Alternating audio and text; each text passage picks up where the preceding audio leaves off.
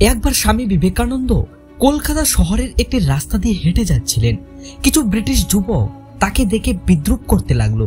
তারা বলল, এই ভারতীয় সন্ন্যাসী, তুমি আমাদের মতো উন্নত হতে পারবে না, তোমাদের জাতিকে চিরদিন আমাদের গোলাম হয়ে থাকতে হবে।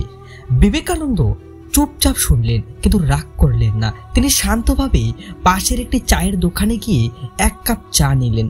তারপর ব্রিটিশ যুবকদের দিকে তাকিয়ে বললেন, এক কাপ চায়ের মূল্য কত?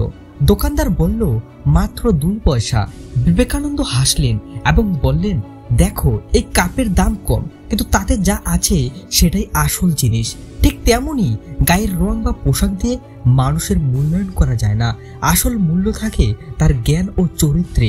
ব্রিটিশ যুবকেরা চুপ হয়ে গেল। তারা বুঝতে পারল, সত্যিকারের শক্তি বাহ্যিক নয়, বরং মনের শক্তিতেই লুকিয়ে থাকে। একবার স্বামী বিবেকানন্দ কাশীর এক মন্দিরে গিয়েছিলেন। মন্দিরের ভিতরে যাওয়ার পর তিনি দেখলেন কয়েকটি বড় বাদর তাকে তাড়া করছে। তিনি দৌড়ে পালাতে লাগলেন, কিন্তু বাদরগুলো আরো জোরে তাড়া করলো। ঠিক তখনই এক বৃদ্ধ সাধু চিৎকার করে বললেন, তুমি পিছিয়ে যাচ্ছ কেন?